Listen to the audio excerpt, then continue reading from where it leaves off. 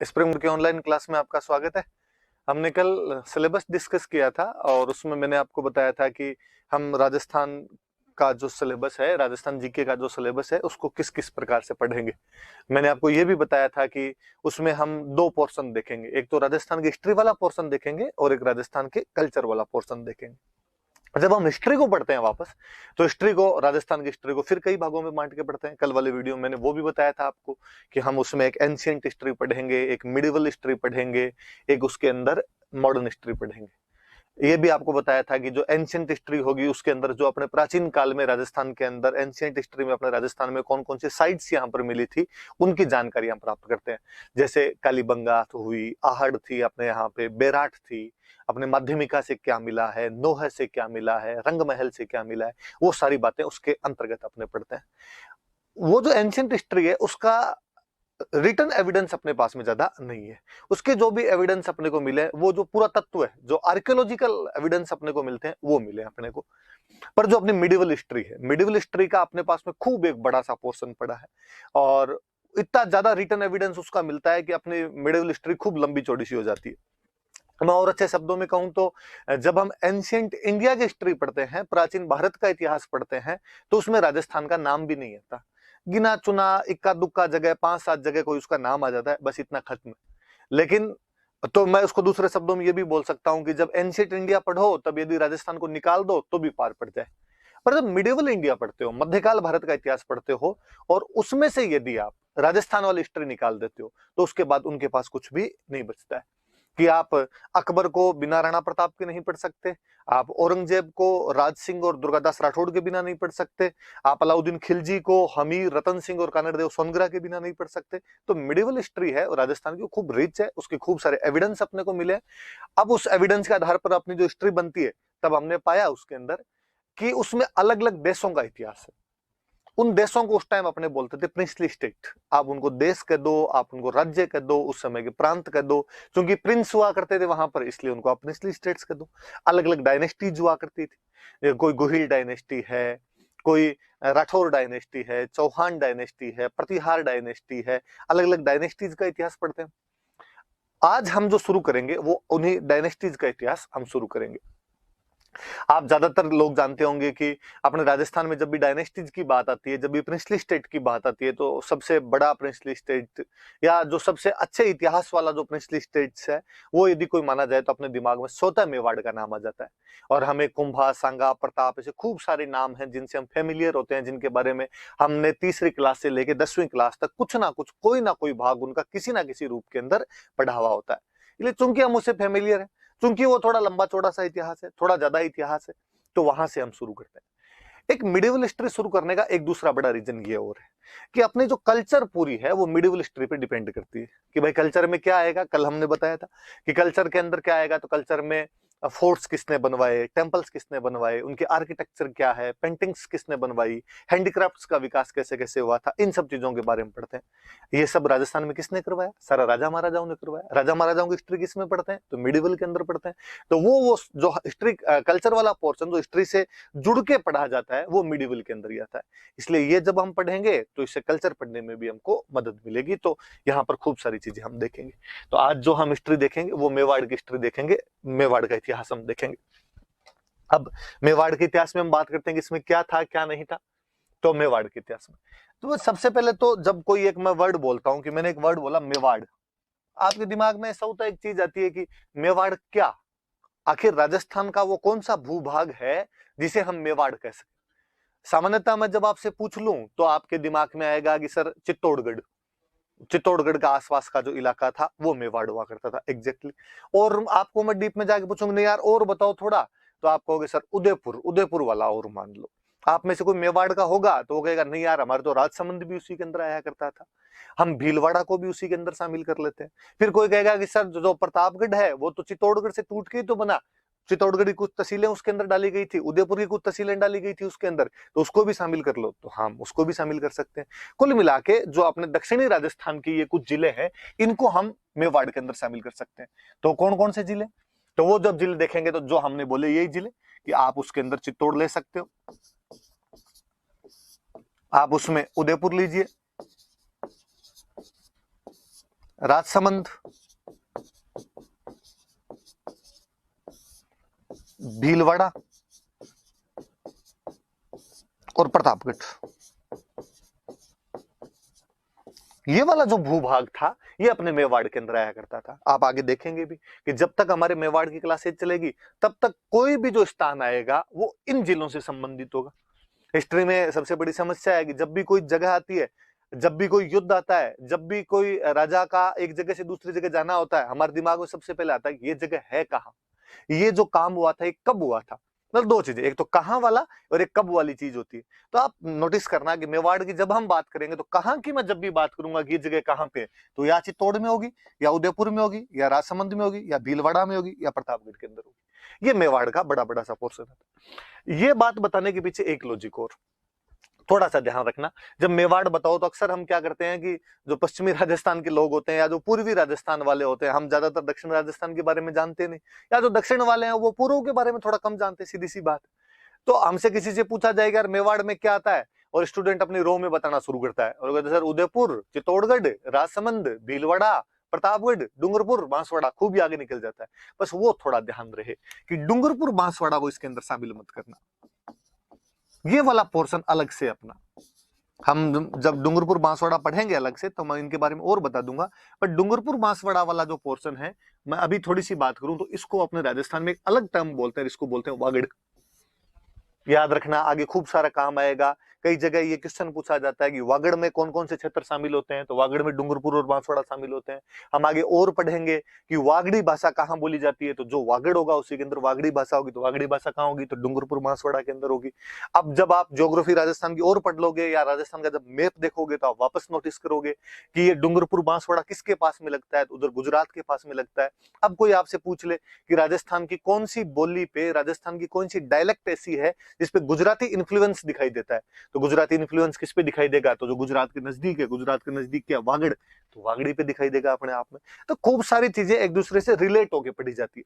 कहने का मतलब इतना है कि डूंगरपुर बांसवाड़ा वाला क्षेत्र अलग से वागड़ है, बाकी जो अपने दक्षिणी राजस्थान वाले जिले हैं, ये जो बेसिकली मैंने 5 जिले बताए, इनको आप किसके अंदर मान सकते हो, तो इनको आप मेवाड़ के अंदर मान सकते हो। हालांकि प्रतापगढ़ के अंदर बांसवाड़ा की भी कुछ तहसीलें जो थी वो इसमें शामिल की गई थी, फिर भी बड़े बड़े तौर पर प्रतापगढ़ का जो हिस्सा है वो सामान्यतः मेवाड़ का पार्ट माना जाता था। तो ये थोड़ा ध्यान रखना है, लिखा हुआ है कि ज्योग्राफिकल एक्सपांशन कि राजस्थान का कौन कौन सा एरिया इसके अंदर शामिल होता है। हम और इसको बाकायदा मैप से देख लेते हैं कि कौन सा एरिया शामिल होता है। तो हम जब मैप से भी इसको देखेंगे तो आप ये देख सकते हो, लिखा हुआ है farmer princely state of Mewar, कि मेवाड़ के प्रिंसली स्टेट में क्या क्या शामिल होता था। देख लो आप, इधर लिखा हुआ है आपके भीलवाड़ा, भीलवाड़ा लिखा हुआ है, ये आपका राजसमंद, ये आपका उदयपुर, और ये चित्तौड़गढ़, और ये प्रतापगढ़, ये वाला इलाका। आप और देखेंगे इंडिया का मैप था, इंडिया में से राजस्थान, राजस्थान में से यहां से ये मैप उठाया हुआ, इसका मतलब दक्षिण की बात कर रहा है। तो ये दक्षिण का राजस्थान, भारत, भारत के अंदर अपना राजस्थान, राजस्थान में दक्षिण का राजस्थान, दक्षिण के राजस्थान की ये बेसिकली जो 5 डिस्ट्रिक्ट है, इनको हम किसके अंदर शामिल कर सकते हैं, तो मेवाड़ के अंदर शामिल कर सकते हैं। तो ये थोड़ी सी बातें ध्यान रखना। कोई सिंपल पूछे कि मेवाड़ कहाँ कहाँ पर है, नहीं भी पूछे तो भी अपने को पता रहे। और फिर मैं एक और बात बताऊं, राजस्थान जीके एक ऐसा सब्जेक्ट है जो अक्सर कई सब्जेक्ट में आप यूं पढ़ोगे कि ये तो यार प्री में आता है, मेंस में नहीं आएगा, या ये मेंस में आता है, प्री में नहीं आएगा। ये एक ऐसा सब्जेक्ट है जो आपके प्री में आता है, मेंस में आता है, इंटरव्यू तक पीछा नहीं छोड़ता, और इंटरव्यू में तो सबसे अधिक पूछा ही जाता है। रीजन भी है उसका, अपने आरपीसी के अंदर जो भी कोई मेंबर बैठेगा वो आपसे चाहेगा कि आप राजस्थान के भूभाग से तो कम से कम परिचित हो, या पूरे राजस्थान से नहीं तो कम से कम आप जिस क्षेत्र से बिलोंग करते हो उससे तो परिचित हो। और क्योंकि मेवाड़ अपने राजस्थान के अंदर हिस्टोरिकली ज्यादा रिच रहा है, इसलिए मेवाड़ की हिस्ट्री ज्यादा पूछी जाती है। इसलिए कोई उठा के आपसे वहां से मेवाड़ की क्वेश्चन पूछ लेगा, मेवाड़ का क्षेत्र पूछ लेगा, उसका ज्योग्राफिकल एक्सपांशन पूछ लेगा, ये क्षेत्र कौन से आते थे कौन से नहीं आते थे ये पूछ लेगा। तो सारी बातें अपने को पता होनी चाहिए, मैंने बता दिया आपको इसकी। चलिए इसमें आगे बढ़ते हैं अपने। इसमें जब आगे अपने बढ़ेंगे तो आगे इसके अंदर लिखा हुआ था कि मेवाड़ के प्राचीन नाम, एंशिएंट नेम्स ऑफ मेवाड़।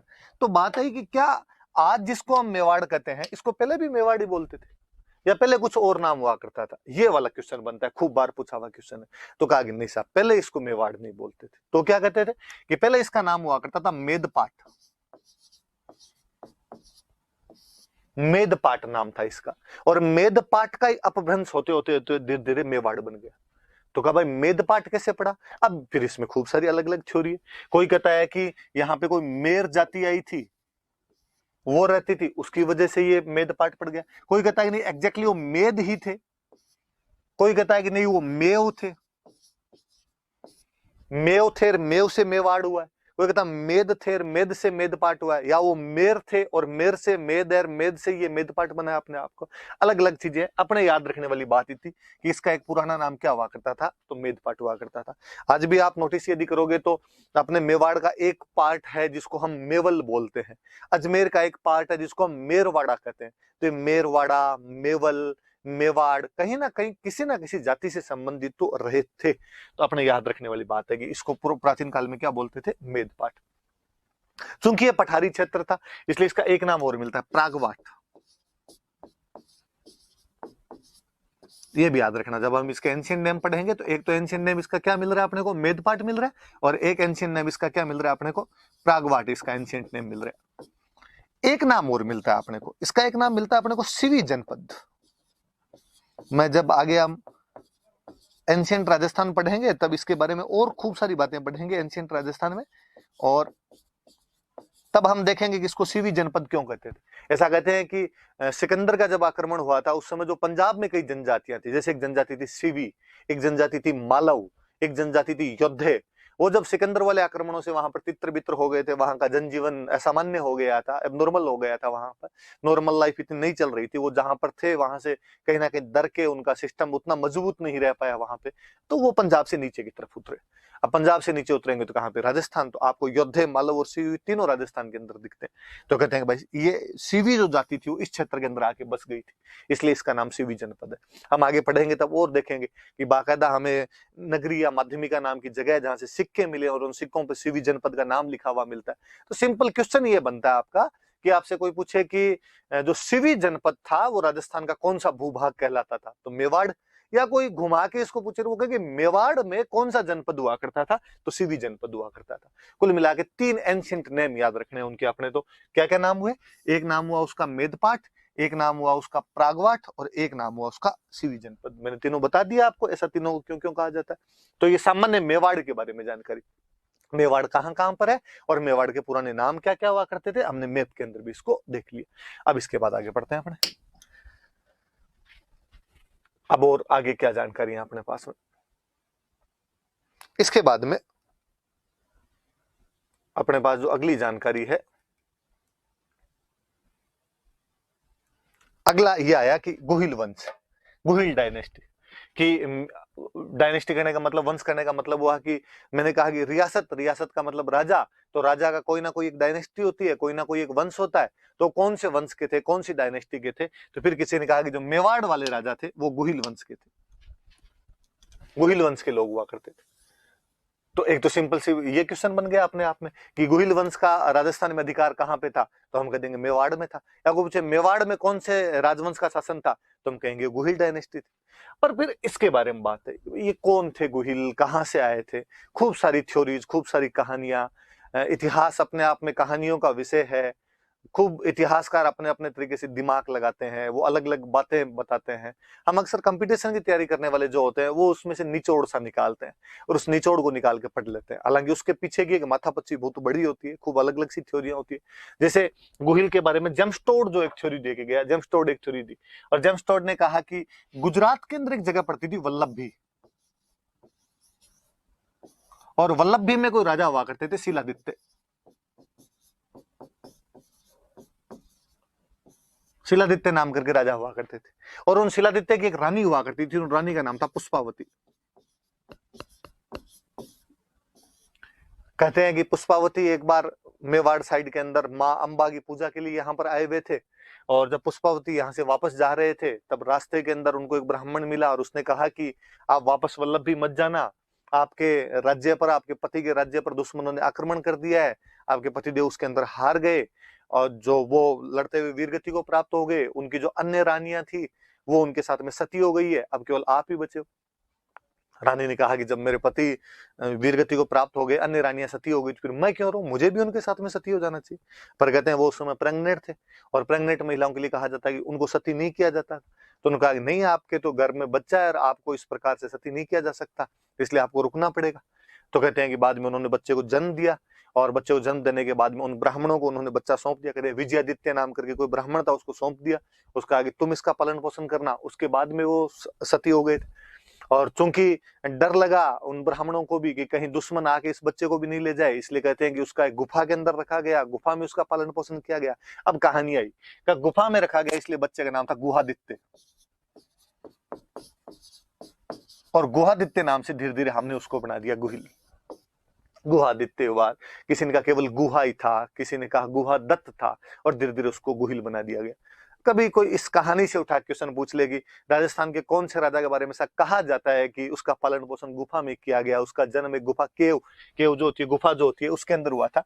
तो थोड़ा ध्यान रखना, हालांकि थ्योरी है, सच्चाइयां इस बात में नहीं है, लेकिन फिर भी एक किसी बंदे ने ऐसी थ्योरी दी थी कि इसकी वजह से कुछ ऐसा हुआ होगा।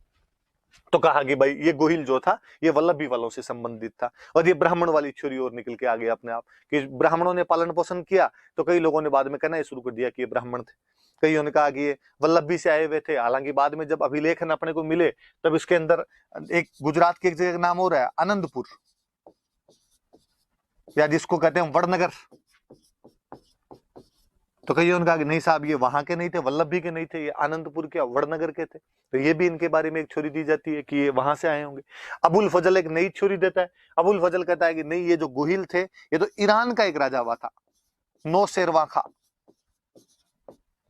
और वो जो नौशेरवां खां आदिल नाम का एक राजा था और उसके वंशज। ये वाला थोड़ा अलग से याद रख लेना, ब्राह्मण वाला तो आपके सबके याद ही रहता है कि अब किसने कहा था कि जो गोहिल थे वो ईरान के राजा नौशेरवां खां आदिल के वंशज थे, उसके डिसेंडेंट थे। तो ऐसा कहने वाला जो आदमी था अबुल फजल, नाम सुना होगा आपने, अकबर के दरबार का एक मुख्य इतिहासकार था अबुल फजल, उसने ऐसा कहा था।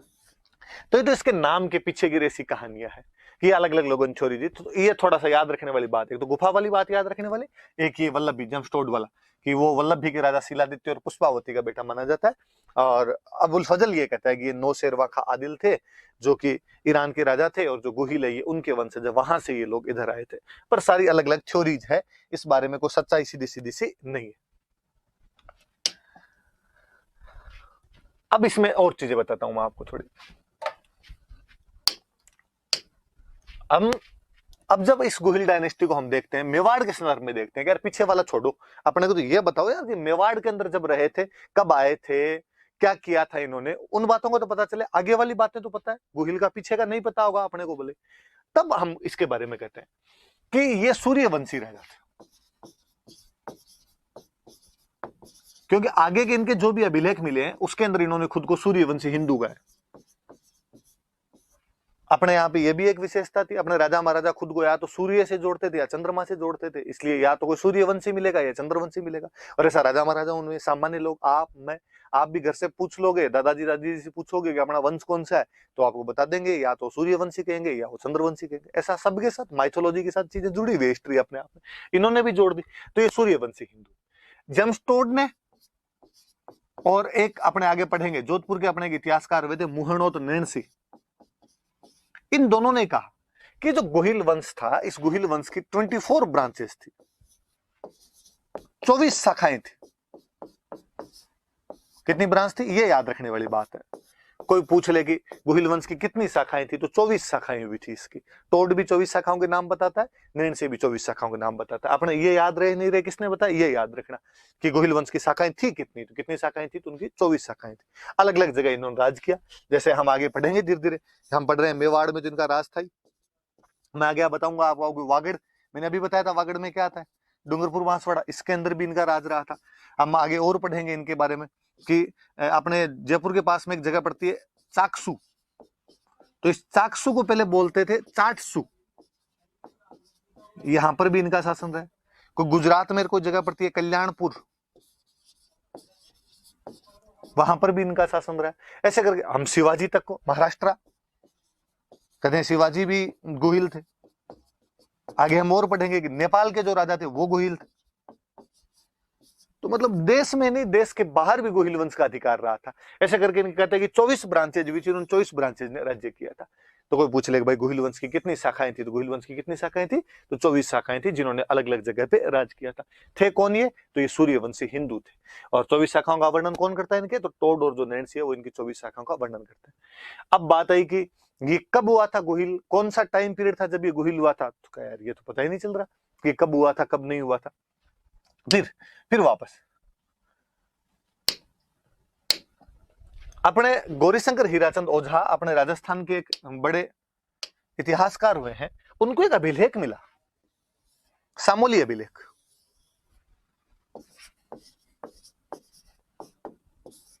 सिक्स 46 एडी का एक अभिलेख मिलता है, सामोली उदयपुर के अंदर जगह पड़ती है।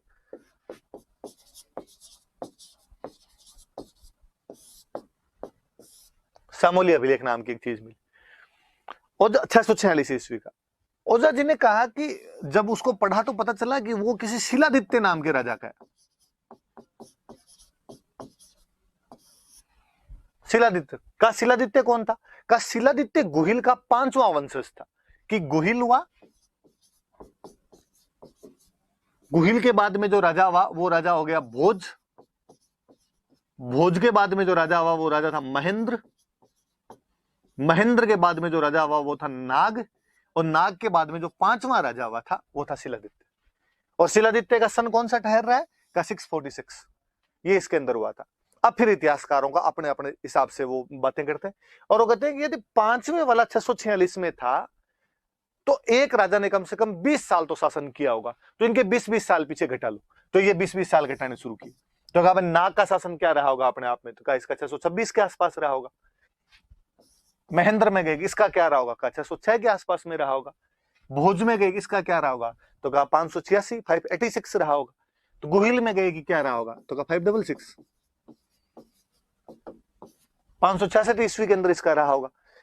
तब से हमारे एक वो सिस्टम बन गया, हम पढ़ते हैं कि गुहिल वंश की स्थापना कब हुई, तो हम कह देते हैं कि 566 ईस्वी के अंदर हुई। ये तो याद रखना ही है, अब दिमाग में रखना, पूछे भले ही नहीं पूछे, पर आपको कोई पूछ लेगा भाई तेरे क्या पता 566 के अंदर ही था, तू कैसे बता सकता है, तब आपने कहना भाई साहब सामोली वाला जो अभिलेख है वो किसी शिलादित्य नाम के राजा का है, और वो जो शिलादित्य है वो गुहिल का 5वां वंशज है, वो यदि 646 में, और एक राजा का टाइम पीरियड यदि 20 साल मान लिया जाए, तो पीछे पीछे जब हम जाएंगे तो गुहिल का जो टाइम पीरियड होगा वो 566 ईस्वी आएगा। हालांकि ओझा जी ने इससे एक बात और की, ओझा जी ने कहा कि वो टोड वाली जो थ्योरी वो झूठी है, वो जो कहता है वल्लभी का राजा था शिलादित्य, कोई वल्लभी में ऐसा शिलादित्य नाम का उस टाइम में राजा ही नहीं था, और शिलादित्य नाम का जो राजा हुआ वो वास्तव में गुहिल की 5वीं पीढ़ी के अंदर जाके हुआ। पर इन गुहिलों का पहला कोई अभिलेख मिला है तो वो शिलादित्य का ही मिला, इसलिए शिलादित्य थोड़ा ज्यादा पॉपुलर हुआ, और शिलादित्य पॉपुलर हुआ इसलिए इन लोगों ने शिलादित्य को थोड़ा बड़ा राजा बना के शिलादित्य की पीढ़ी के अंदर गुहिल कर दिया। उनका नहीं साहब, गुहिल पहले हुआ था और गुहिल की पीढ़ी के अंदर शिलादित्य हुआ था। तो ये सामोली अभिलेख अपने थोड़ी सी बातें याद रखना। पर अब जब सामोली अभिलेख की बात, एक तो ये, तो आपको ये पूछ ले, क्वेश्चन ये बने आपको कि गुहिल डायनेस्टी का टाइम पीरियड डिसाइड करने में कौन से अभिलेख का स्थान है, इंस्क्रिप्शन कौन सा इंस्क्रिप्शन उसमें काम आ सकता है, तो अपने याद रखना कि सामोली अभिलेख का मतलब सिंपल सा, किसी बाटे के ऊपर कुछ लिखवा दिया करते थे तो वो अपने आप में अभिलेख हो जाया करता था। इसी को आप शिलालेख भी कह सकते हो, रॉक एडिक्ट भी कह सकते हो, पत्थर पत्थर पे लिखा हुआ है तो शिलालेख कर दो आपके, तो ये सामोली अभिलेख। अब चूंकि बात ही आ गई, वैसे तो हम अभिलेख और पढ़ेंगे, अलग से और पढ़ेंगे, जब बात आ गई तो मैं और बता दूंगी इसमें लिखा हुआ क्या, तो इसके अंदर लिखवाने वाले ने लिखा, इस लिखा इस समय धरती पर शिलादित्य नाम का जो राजा है वो रह रहा है। फिर उसने आगे लिखा कि वहां पर पास में कोई जगह थी वटनगर, याद रखना पहले वाला मैंने बड़नगर बताया था, ये वटनगर नाम है, सिरोही के अंदर जो अपने जिसको आजकल हम बसंतगढ़ कहते हैं उसकी बात है कि वटनगर नाम की एक जगह थी, और यहाँ पे वटनगर के अंदर यहाँ पर एक महाजनों का समुदाय रहता था, महाजन मतलब बनिए, तो उनकी कम्युनिटी रहा करती थी, और वो लोग वहां से वटनगर से यहाँ पर आ गए थे, मेवाड़ के अंदर आ गए थे। और मेवाड़ के अंदर आने के बाद ये जो महाजन समुदाय था इसका जो प्रमुख था, इसका जो चीफ था, इसका जो हेड था, ये तो कोई भी जो ये यूनियंस होती थी इनके जो हेड हुआ करते थे उनको बोलते थे महत्तर, बड़ा आदमी मतलब महत्तर, और इसका जो महत्तर था उसका नाम था जंतक। और कहते हैं उस जंतक नाम के महत्तर ने अपने महाजन समुदाय जो था उसकी आज्ञा ली, और उसकी आज्ञा लेके यहां पर एक मंदिर बनवाया, अरण्यवासिनी। अब कहते हैं, हम कहते हैं अरण्यवासिनी कौन, तो हम कहते हैं आज जिसको हम जावर माता कहते हैं, ये अरण्यवासिनी। तो अरण्यवासिनी देवी के मंदिर की जानकारी या जावर माता के मंदिर की जानकारी कौन सा अभिलेख देता है? तो सामूली अभिलेख देता है। और बताया हुआ कि मंदिर बहुत बड़ा था, वो तो इतना बड़ा मंदिर था, इतना प्रसिद्ध मंदिर था कि 18 प्रकार के तो गायक रहते थे, गाने बजाने वाले, कोई ताल मंजीरा झंझर खड़काने वाले कोई लोग थे, तो 18 प्रकार के थे। बड़े बड़े धनी लोग इस मंदिर के अंदर आया करते थे, ये बात और बताई। और फिर ये बताया हुआ कि जिस दिन मंदिर की प्रतिष्ठा वगैरह कर रहे थे और उस दिन जनता को लगा कि यार अपनी जिंदगी का महत्व समाप्त हो गया, जितने काम करने थे कर दिया, माता जी का मंदिर बनवा दिया, अब ये दुनिया ये महफिल अपने काम की नहीं है। और कहते हैं कि उसने एक देवबुक नाम के स्थान पर, अब ये स्थान एग्जैक्टली कौन सा है भगवान जाने, वो अभिलेख में क्या बताना चाह रहे हैं। और वहां पर उसने अग्नि में स्नान कर लिया, अग्नि में प्रवेश कर लिया, अग्नि जलाई, चिता जलाई और उसके अंदर बैठ गए, जिसको आजकल अपने कहते हैं सती। तो सती प्रथा में तो क्या है कि पति की डेथ हो गई, उसके बाद पत्नी उसके साथ में जाकर बैठ जाती है। यहाँ पर तो व्यक्ति खुद ही उसको अंतिम समय में जाके लग रहा है कि यार बस अब खूब जी लिया, अब क्या करना है आगे जी के, और आदमी एक तरीके से सत्ता हो जाता है इसके अंदर। तो कहते हैं कि भाई इससे ये भी पता चलता है उस समय लोग ऐसे अंतिम समय में मृत्यु का वर्ण कर लिया करते थे, खुद ही मृत्यु को चुन लिया करते थे, चुनाव कर लिया करते थे मृत्यु को। तो जनतक महत्तर के बारे में ये भी बात है। तो सामूली अभिलेख की बात आई तो मैंने 4 बात बता दी, याद रख लें। क्या क्या बात बताती है? तो वटनगर से आया हुआ एक महाजन समुदाय है, महाजन कम्युनिटी है, उनका जो हेड चीफ है उसका नाम जनतक है, और जनतक ने इन सब की आज्ञा लेके एक मंदिर बनवाया, अरण्यवासिनी देवी का मंदिर, वो जावरवाता का मंदिर है। और फिर उसने इस मंदिर की प्रतिष्ठा के बाद में देवबुक के नाम के स्थान पर अग्नि जलाई, और अग्नि के अंदर खुद उसके अंदर प्रवेश कर जाता है, मतलब खुद अपना जीवन है वो समाप्त कर लेता है। इस मंदिर के बारे में कि बड़ा मंदिर था, धनी लोग आया करते थे, 18 प्रकार के गायक इसके अंदर रहा करते थे। अब देखो अभिलेख अपने आप में कई बातें और बताता है। ये वाला जो इलाका है ये भीलों का क्षेत्र है। शिलादित्य के बारे में बताया कि शिलादित्य वहां पर राज कर रहा है, इसका मतलब वहां के जो भील वगैरह थे उन पे शासन करना शिलादित्य ने शुरू कर दिया था। इसका मतलब उन लोगों के साथ अब इन मेवाड़ वालों का कनेक्शन बैठ गया।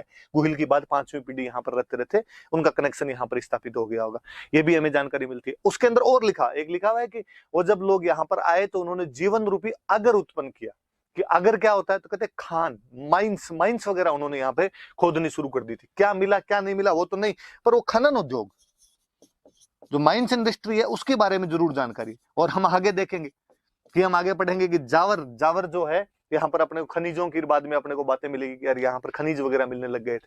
तो जो माइंस इंडस्ट्री है उसकी भी कहीं ना कहीं कोई जानकारी दे रहा है। तो सामूली अभिलेख आगे जब बात आएगी तो वापस बता दूंगा।